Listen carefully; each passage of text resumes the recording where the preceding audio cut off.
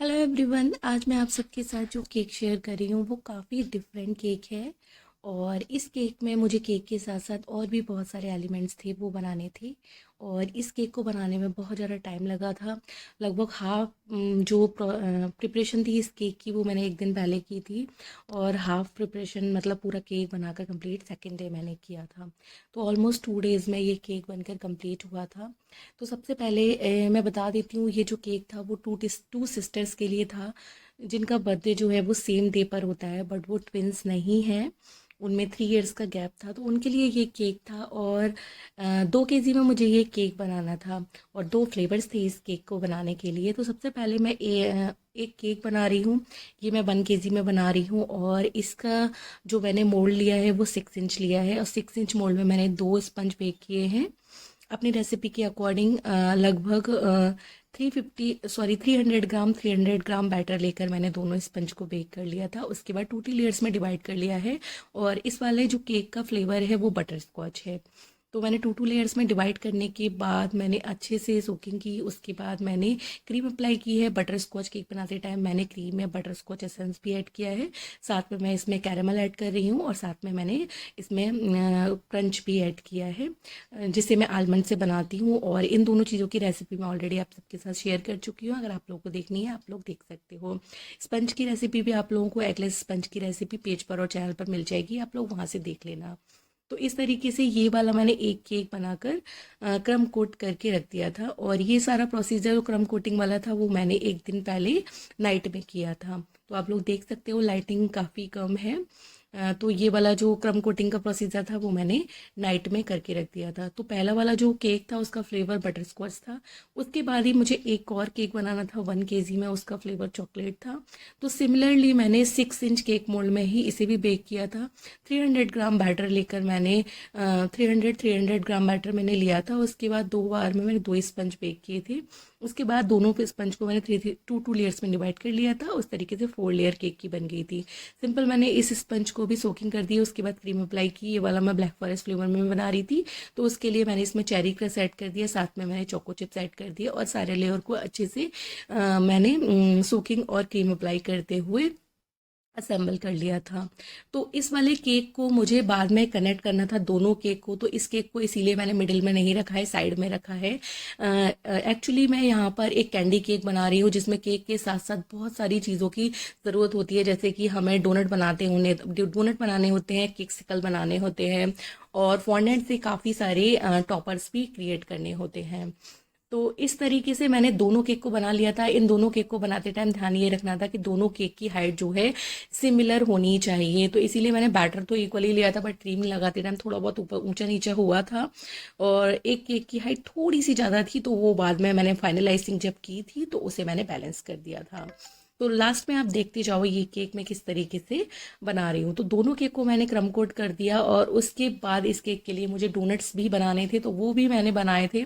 तो ये जो मैं क्रम कोटिंग कर रही हूँ इससे पहले मैंने डोनट्स बनाकर रख लिए थे। और जो डोनट्स बनाए थे वो मैंने घर पर ही बनाए थे। एगलेट्स डोनट्स थे और बिना ईस्ट के मैंने ये डोनट्स बनाए थे। और डोनट्स बनाने के बाद डोनट्स की रेसिपी तो मैं आप सबके साथ, अगर आप लोग कहोगे तो बाद में कभी शेयर कर दूंगी। इस टाइम तो मैंने इसका वीडियो शूट नहीं किया था।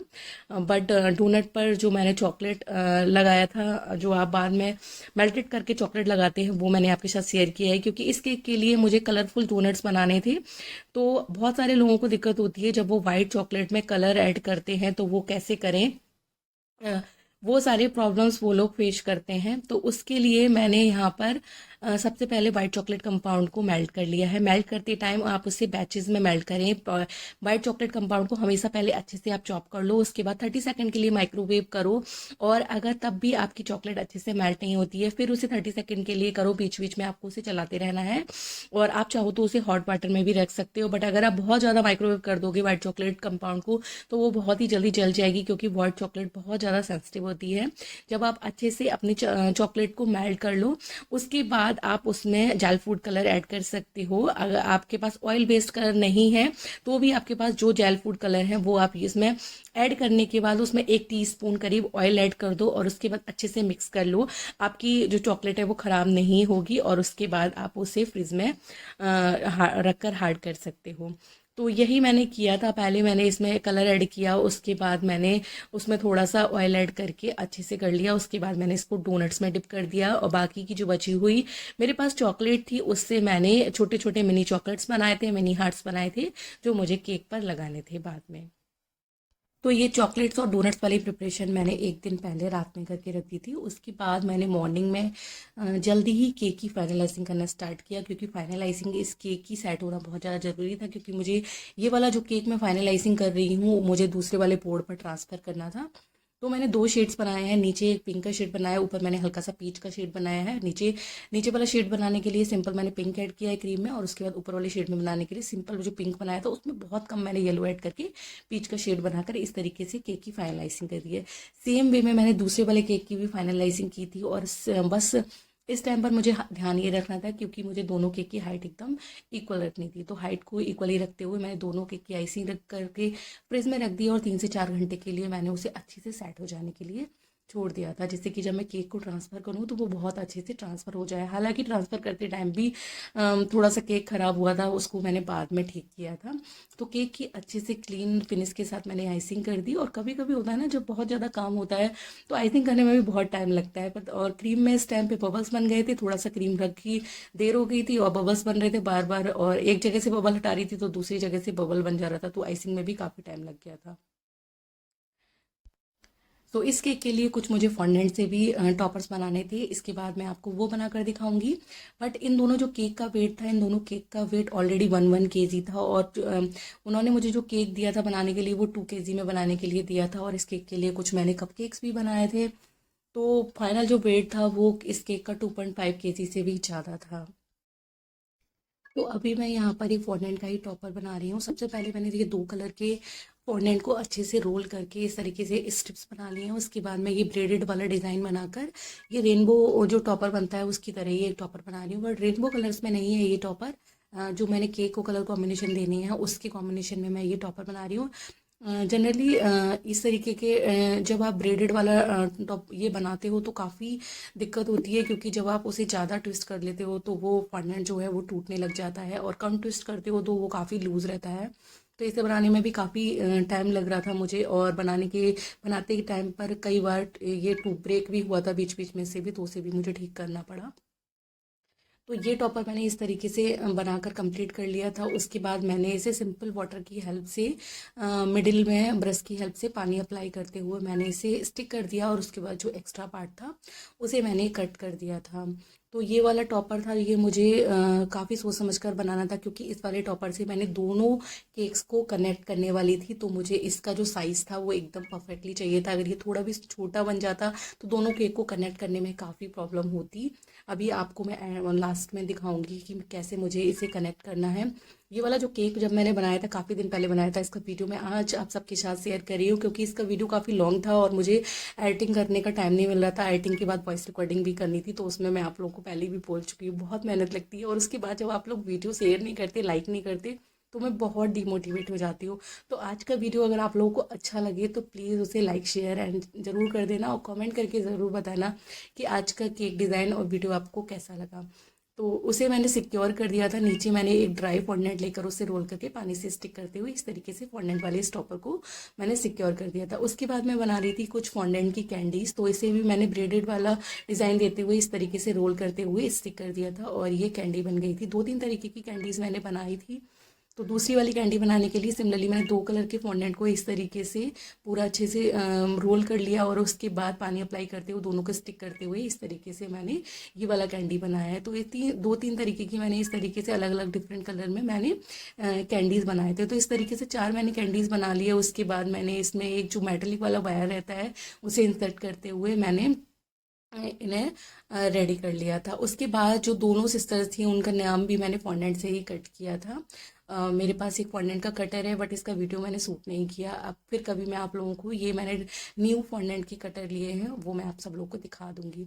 तो इस तरीके से कैंडी को पहले मैं जो वायर है मेटालिक उसे मैंने अंदर इंसर्ट कर रही थी, बट मुझे लग रहा था बीच बीच में से कैंडी जो है वो टूटने लग जा रही है। फिर मैंने पीछे रखा, पानी हल्का सा अप्लाई किया, और उसके बाद मैंने चॉकलेट लगाते हुए इन्हें इस तरीके से रेडी कर दिया। उसके बाद मैंने जो आइसक्रीम वाले स्टिक्स होते हैं वो लगाते हुए जो टॉपर मैंने बनाया था रेनबो वाला उसे मैंने रेडी कर लिया था। उसके बाद केक को मैंने ट्रांसफ़र किया और केक को ट्रांसफ़र करते टाइम ये रख तो प्लेस तो काफ़ी अच्छे से हो गया था, बट प्लेस करते टाइम मैंने केक को आगे की तरफ बहुत ज़्यादा पुश कर दिया, जिससे दोनों केक आपस में टकरा गए थे और दोनों बीच में से केक जो है ख़राब हो गया था। फिर समहाउ मैंने पैलेट नाइफ को वाटर में डिप करते हुए इसे मिडिल से ठीक किया और ये बहुत अच्छे से ठीक हो गया था। एंड में बिल्कुल भी नहीं पता चल रहा था कि ये बीच में से ख़राब हुआ है, क्योंकि मुझे लगा मैं केक को हटाऊंगी फिर से ट्रांसफ़र करूंगी तो कुछ और भी गड़बड़ हो सकती है। तो मैंने इस तरीके से इसे बहुत ही अपने हाथ को जो है स्टिल रखते हुए मैंने इसे ठीक किया था। ठीक करते टाइम काफ़ी डर लग रहा था कि पता नहीं ठीक भी होगा कि नहीं होगा, तो इस तरीके से मैंने इसे ठीक कर दिया और केक एकदम अच्छे से ठीक हो गया था।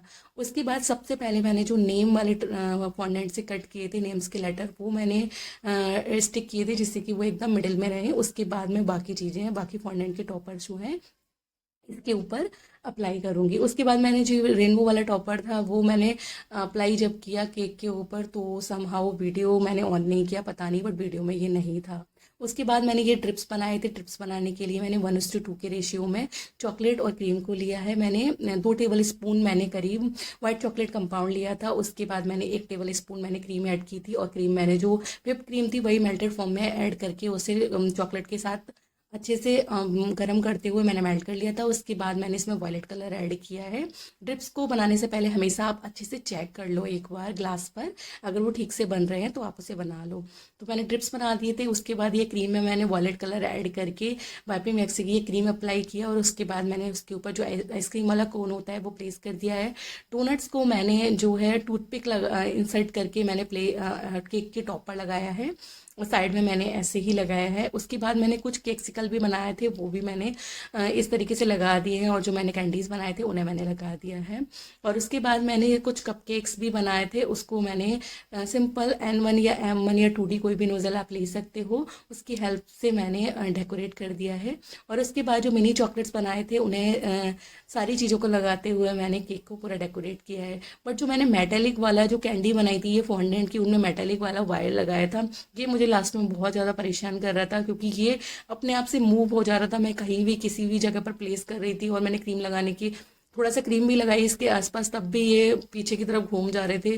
तो मुझे लगा था कि नेक्स्ट टाइम से कभी भी ये मेटेलिक वाला वायर यूज़ नहीं करूँगी, सीधे जो टूथपिक्स आती हैं उन्हीं का यूज़ करके बनाऊँगी।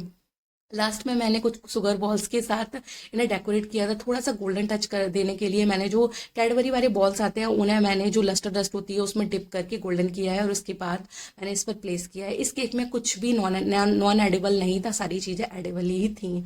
जो आइसक्रीम कोन्स थे तो मुझे वो ब्राउन वाले आइसक्रीम कोन्स नहीं मिले थे, मुझे ऑरेंज वाले मिले थे। तो वो बहुत लाइट ऑरेंज कलर के होते हैं, उनका कलर बिल्कुल भी अच्छा नहीं लगता है। तो जो आइसक्रीम कोन्स थे उन्हें मैंने अवन में रख दिया था 10 to 15 मिनट्स के लिए बहुत लो फ्लेम पर, जिससे वो धीरे धीरे से बेक होते रहते, उनका कलर थोड़ा सा डार्क हो गया था।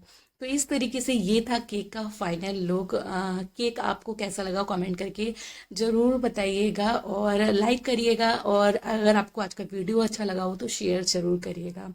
फिर मिलेंगे नेक्स्ट वीडियो में, तब तक के लिए बाय बाय, टेक केयर।